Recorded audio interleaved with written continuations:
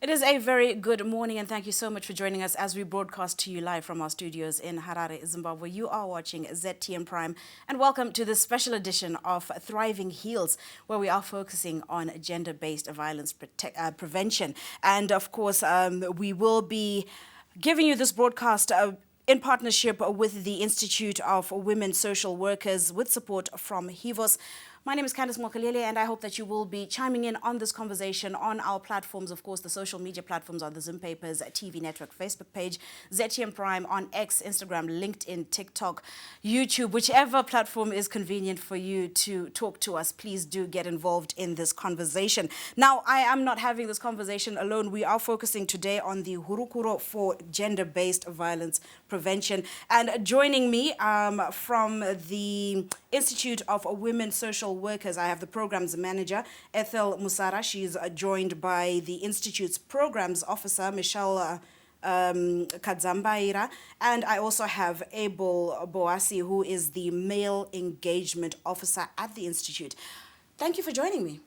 Thank you, Candice. Thank you for having us. Okay, so just, Ethel, I think let me start with you. Maybe just paint a picture of us of what you do as an organization.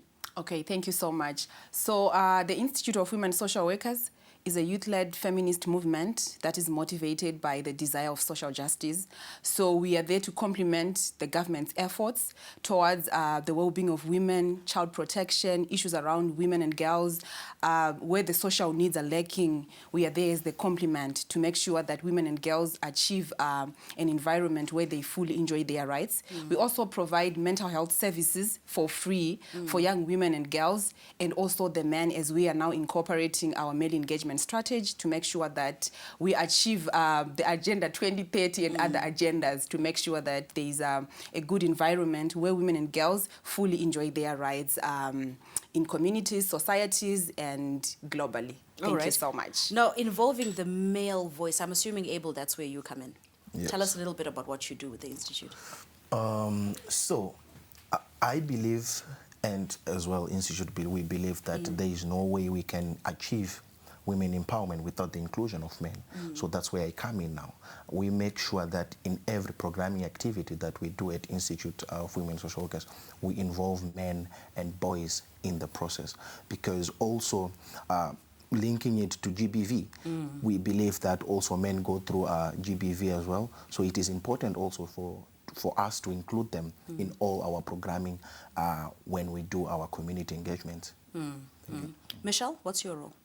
I'm the programs officer, hence we'll be going into the community, facilitating all the programs in the community. Yeah, So let's paint a picture of what gender-based violence is. For a lot of people, gender-based violence is kuroa. You know, just receiving a beating. But there's so many faces that it takes on. Maybe just give us some of the other examples that qualify as gender-based violence. So when we speak of gender-based violence, we are speaking of violence that is directed to a person because of their gender. So if I'm a woman and there is a practice that is happening, maybe it could be cultural norms, values, and things that the community or the society might be looking at and looking at them as things that are normal. When they are violating my rights, that is a form of violence. So we have various forms of violence. We have sexual violence. We have manipulation as part of violence. We have physical violence where a person is being beaten. That's the common violence that we talk about. But we also have emotional violence. Sometimes a person can just say, I'm walking around Copacabana there. You yellow bunny. You know, it's just being said in a way sometimes that you don't really appreciate, and maybe it's actually diminishing your esteem. It's also part of violence. Then we also we have what we call intimate partner violence, where you could be married to me, we are husband and wife, but then at times, because I use that right that I'm your husband to also violate some of your rights, or maybe you use that right that you're my wife to also violate my rights. There's also economic violence that is now related to issues around money.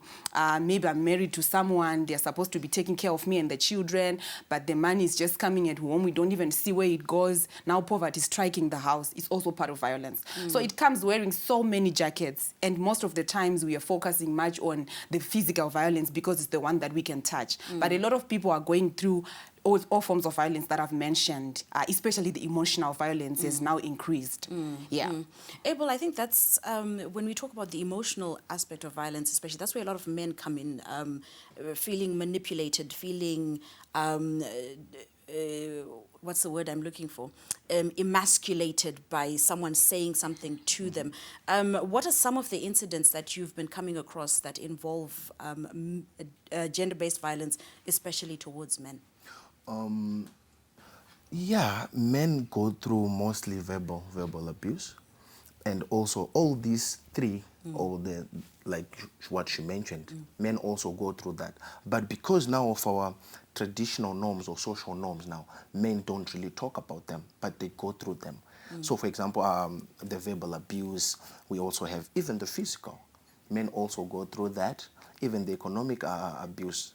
Men also go through that because they have limited resources, or I can say financial resources.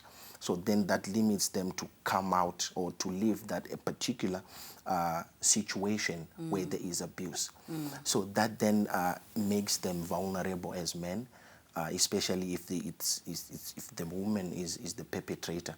So they will be depending on that particular woman. So yeah, men go through a lot. All forms of abuse, men are also included in those. They also go through that. Yes. Michelle, as you go into the different societies, which sections of society are most affected by GBV according to just the interaction that you've had with them? Okay. First of all, there are people with disabilities. They are the first ones. We have 35% of women and girls also going through gender-based violence. Most of them, for young ladies, it's more of child marriages. They are facing child marriages. They will be facing issues to do with physical abuse, sexual abuse. And then for people living with disabilities, they will be also facing gender-based violence. And at times they are aware, but they can't even have someone to talk to, or they don't have someone to tell what's happening because they are not aware of the right paths to take. And then they are also like kumamisha, kwatunoenda kwekuya, vanenge vasiri aware. Like because of ignorance or because of kuti havana kunyatsodzidza, they lack information about their rights. That could itori form of abuse. Kurohwa kwandaita nemurume ndofana unoripota. Kutukwa kwaari kundiita, kundikandira poto. That is a form of violence. So she's identified one of the gaps that we have in tackling gender-based violence across the board, and that is the lack of information. I'm assuming this is where the institution comes in plugging some of these gaps. What are some of the other gaps that are there in winning this fight? We've been fighting gender-based violence for quite some time now, especially here in developing countries. The issue gets more harder and harder all the time because of the issue that we are going through development, and of course there are hiccups along the way. So you find out that there's an issue of, Michelle mentioned, of information. Sometimes there's a form of negligence that just happens to marginalized communities. And you know, if let's say there is a campaign right now that is taking place in Harare, everyone is on board, everyone is aware. If you go to Blawe, people are on their smartphones. But now we work as far as Mbire there.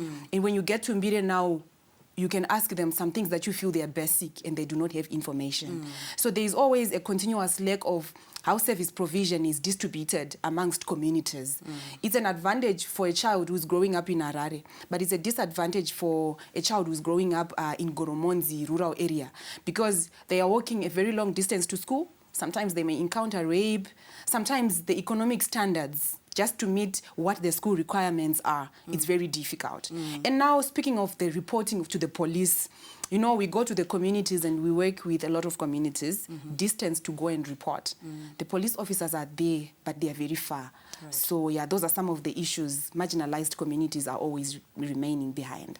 All right. Well, we have been setting the pace for you, just the setting, so that you understand the conversation we are getting into, which is on the Hurukuro gender-based violence prevention. And we will be coming back to look at how to address some of these gaps and how this program comes in and how you can get involved. So please do not go away. Stay tuned. This broadcast is brought to you by the Institute of Women Social Workers in partnership with HIVOS, of course, brought to you by ZTN Prime. Do stay tuned. We'll be right back.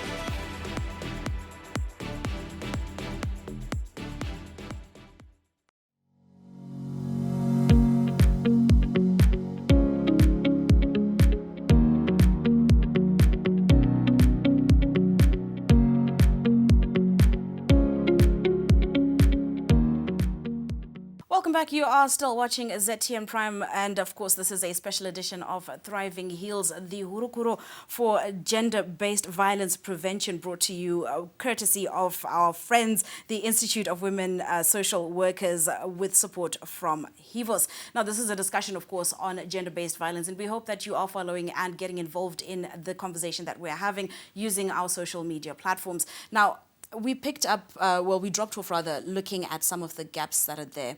Abel, what are some of the steps that are being taken to address these gaps, just to make sure that we are all able to, first of all, identify and know our rights and know when they're being violated, know where to take our issues to so that they can be addressed? Okay, so the government of Zimbabwe is doing a good job coming up with legal frameworks that address GBV. So in some of these legal frameworks, they actually define what abuse is, all those forms of abuse. So that can then help us as professionals and also other professionals who deal with these cases to really know when a case comes and it has these characteristics which involve or which includes a GBV characteristic, then they can know how to deal with the case. And also we have organizations who are working with communities to address such cases, like the Institute of Women Social Workers, and also other organizations who are also working towards eradicating or preventing GBV from happening at community level. We also have organizations that work at tertiary level, Institute being one of them, to really try to address and capacitate students to really know about this thing called GBV. So yeah, I think the government, even the organizations that are there and other partners who are really working towards achieving the GBV prevention pandemic. Yeah.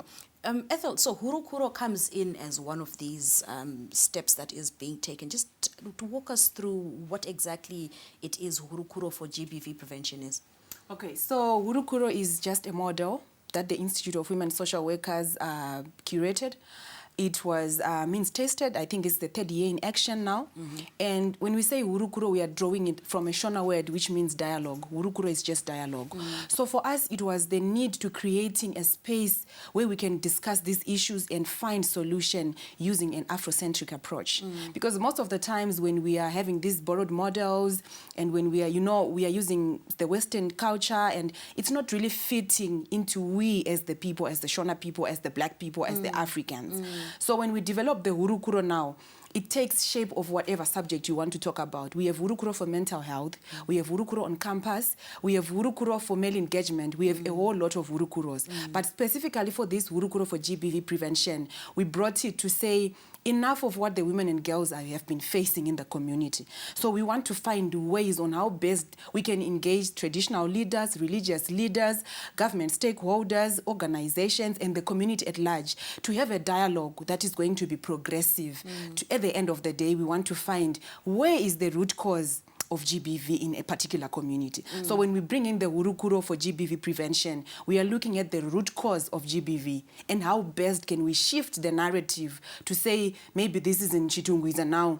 We want to have a prevention methodology that we know we are going to be using. So we also understand that this engages stakeholders, this engages the traditional and religious leaders, our cultural background, just revealing some of those things and also bringing the policies into act. Because right now as Zimbabwe as a people, we have ratified to Maputo Protocol, we have ratified to CEDAW, we also have our constitution that speaks of how women and girls are supposed to be protected on gender-based violence. Right. So we want to take that information to the community. Then we have a discussion now and say, okay, this is how Mbire functions as a community. How best can we fit in the government policies, the Maputo Protocol policies, into the issues that the women and girls are facing, and how best can we get them help? How best can their rights be captured, be taken care of? Right. Yeah. Right. So you've spoken to it being focusing on the different communities that you are wanting to set up the Hurukuro with, so to speak. Michelle, how far-reaching has the program been over the past 3 years? Where have you gone? What have you seen? What have you experienced? Okay. For the past 3 years, we've been Tumbire, like she said. We've been in Goromonzi, and then we actually started engaging with the institutes right now, like for UZ and MSU and Women's University. So we are now engaging with them. And for Goromonzi, we have actually had a number of sessions there. Like at first you might have some resistance whereby people are not sure of what you're talking about. But when you engage with them and start explaining to them, Kuti, this is here for your own help, so that you can actually fight or prevent gender-based violence, they'll actually come together and commune with you and learn and actually start telling their own stories of what has been happening to them. How have you gone about it? I'll ask all three of you. How have you gone about breaking down that barrier? Because it's not something that people are ready to talk about. It's not something that people will openly just come and say, especially with the men, Abel, especially with the men. They won't just come and say, you know what, yesterday I had an incident happen and this is how it made me feel and these were, this is what happened afterwards. How have you gone about breaking down these societal barriers that keep us from talking about these issues? Michelle, I'll start with you and then we'll come down this way. Okay. For example, I'll give you an example. In Goromonzi, we started a painting where we came with our paint and then people would paint their stories down, writing their stories down. So we sat in a circle and then we started discussing about what was happening in that painting. And one of the ladies was able to actually say what was happening in the paint. She told us a story in that painting. Like at this stage, I was raped by my dad.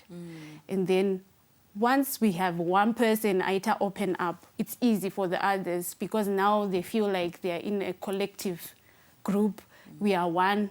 We are able to talk. It's a safe space. It's a free space where no one is judging and no one will go and tell someone about it. Because now we tell them that this is a confidential, safe space. So takazobata nyaya dzabuda outside and then it will be a problem. Right. Abel? Yeah, for men it's a little bit different and a little bit difficult to deal with them, to ask them to open up. Because of our social norms and the stigma that comes around with it when a man is viewed as weak. Right. So what we do now with the Hurukuro, we create a safe space. You are free to say anything at any time you want. So with men, it's all about telling them that it is functional for a man to speak up, to talk about his issues. That's why we are here, to debrief. No one is going to judge you. Right. So that's, I think, for me, that's my entrance, right. my entry point. Right. To say, feel free to say anything, we can talk about anything. Then men being men, some, you know, will still be resistant. Yes, but at the end of the day, they then just open up and talk about their issues. All right. The conversation, of course, we're having today, Hurukuro for GBV prevention. It is a conversation that is ongoing, so don't go away. We will be right back.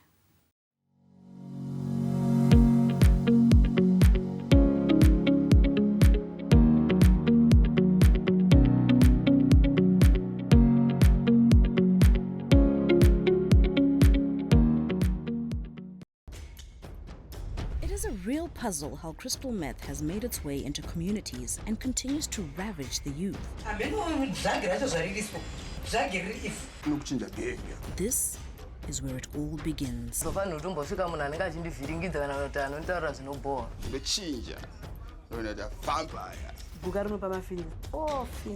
Is enough focus being put on mental health?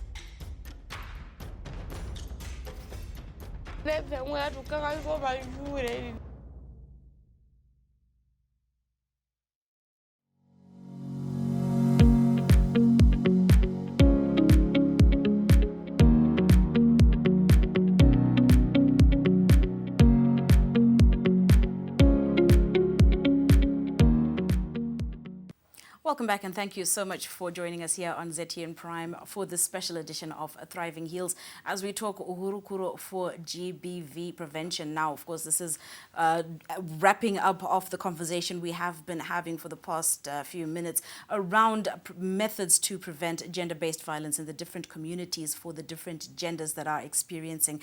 Now, Ethel, let's look at the, we've hinted quite a bit on the legislative side of things. How effective is the implementation of the legislation in place? How effective has it been towards helping us make gains in eradicating gender-based violence in our communities? I want to say the government legislation has been trying so hard. Of course, help from the police and other community gatekeepers to make sure that we achieve a community where GBV is free. But we still have a lot of work that we have to do. Like I mentioned before, to say marginalized communities are the ones that are really facing this pandemic because of other issues that they are marginalized, poverty also, and the environments where they are coming from, it's not easy there. So we have achieved a certain percentage, yes, to say if we compare maybe the way GBV was the past 5 years, you can actually be telling a different story. But we still have a way that we need to tighten the signages to make sure that our police service, especially the victim-friendly unit, has to be accessible in communities that are marginalized. Because right now, if I go to Mavuku victim-friendly unit, I'll definitely get help. But for a lady or a girl who's in Mbire, if they get raped, the nearest victim-friendly unit that they are finding, maybe they are more than 30 kilometers away, and they do not have bus fare. Transport is not really accessible. So if maybe we could also, just as a recommendation, if the government could try by all means to set, those booths where police officers are there. It's not a proper camp, but we know there is Candice, who is there, who's a police officer, if people are really in need of services, especially issues of rape, they need to be reported as soon as possible. So they have been doing so much, and we have seen some other people getting imprisoned, people paying fine, and also now they agreed that we should introduce the community bylaws where the chief could be having a custody over his people to say, if you rape a girl child, you're going to pay maybe 5 gods, and that will be a lot. And sometimes people, because of the fear of punishment, and now when you see the chief taking the issue to the police officer, it is like creation of a stronger referral pathway. So we have been using referral pathways, and it has been working. But it needs us to continue pulling the forces together so that we get to a point where the referral pathway is now flowing smoothly. If you get to service A, B, C, D, you're now taking to service D, E, going further until we reach out to that. Right. I want to pick up on the victim-friendly units that you spoke about. Abel and Michelle, when we look at our victim-friendly units, they are supposed to be very easy to approach, understanding, training, have a level of training that increases their levels of empathy, for example. For men especially, the experiences, encounters in the past were ukaenda ikoko ujasekwa, so they would hold back from doing that. Have we improved on that situation where now a victim actually does not feel as though they will be mocked, they will be re-traumatized, but they actually now can get help? Yeah, the fact that they unreported cases of GBV against men, it shows that we still have a long way to go. So I think from my perspective, I think we should really capacitate all professionals, not only the police. We have the police, even social workers ourselves. We really need capacity when it comes to GBV prevention and all these legal frameworks to say, okay, what does the legal framework say? What does the Children's Act say, the Marriage Act says? So if we then can train and make awareness on these legal frameworks to all professionals who deal directly with GBV, I think we'll have an environment whereby everyone who faces GBV will be willing and free to go to a police station, to a social worker, to anywhere where they can get help without being discriminated and judged. Michelle? I think we are still lacking, like Abel said.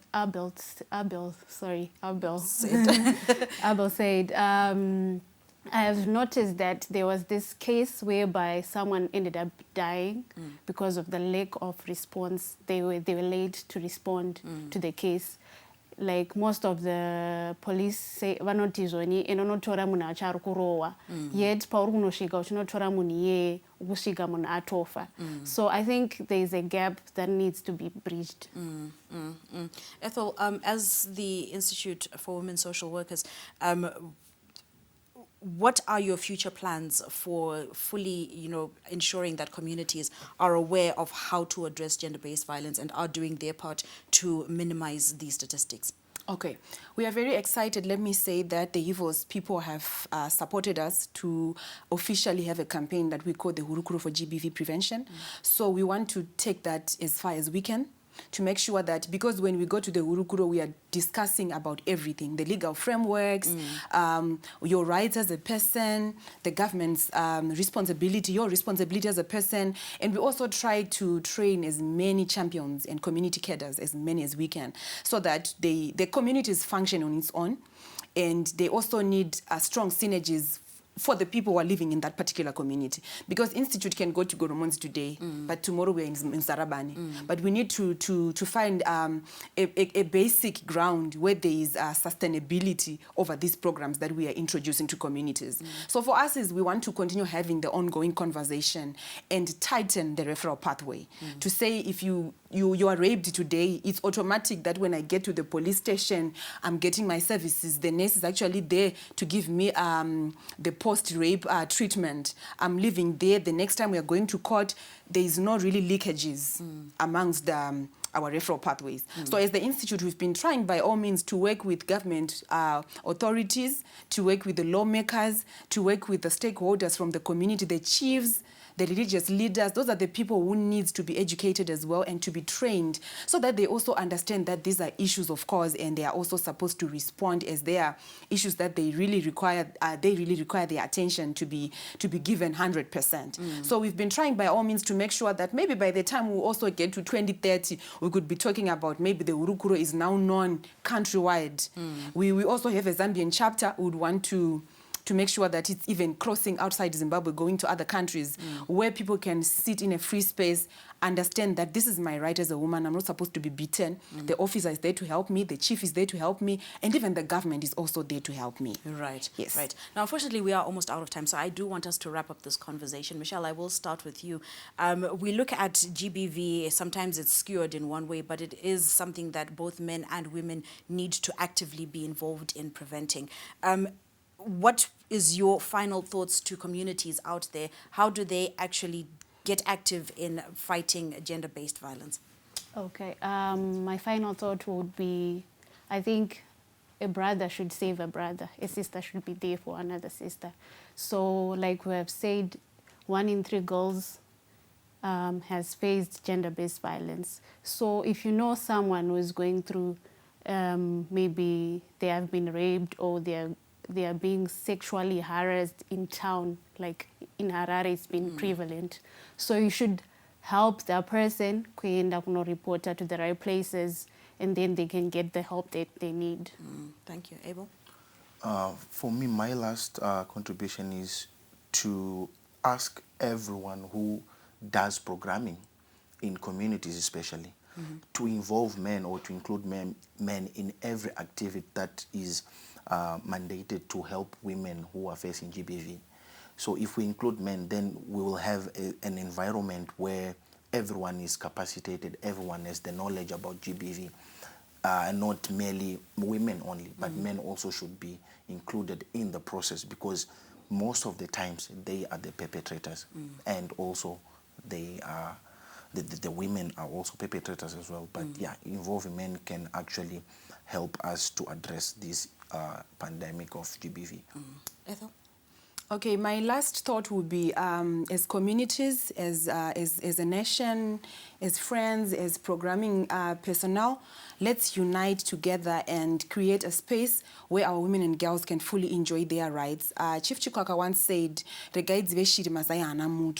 our girls, let's preserve them, let's take care of them. Child marriages are also a form of violence. Thank you. Thank you so much for joining us this morning as we talked about gender-based violence prevention. We hope that this conversation has been helpful to you and given you some insight into how you can get help for somebody you know who may be in that situation. There are resources all around us that will be available to you to help us. We will tag some of them in the post after we are done with this. But please do remember that everybody plays a role in preventing gender-based violence. My name is Candice Mwakalele. Thank you to the Institute of Women Social Workers as well as HIVOS for partnering with Zim Papers on this production. We will see you next time.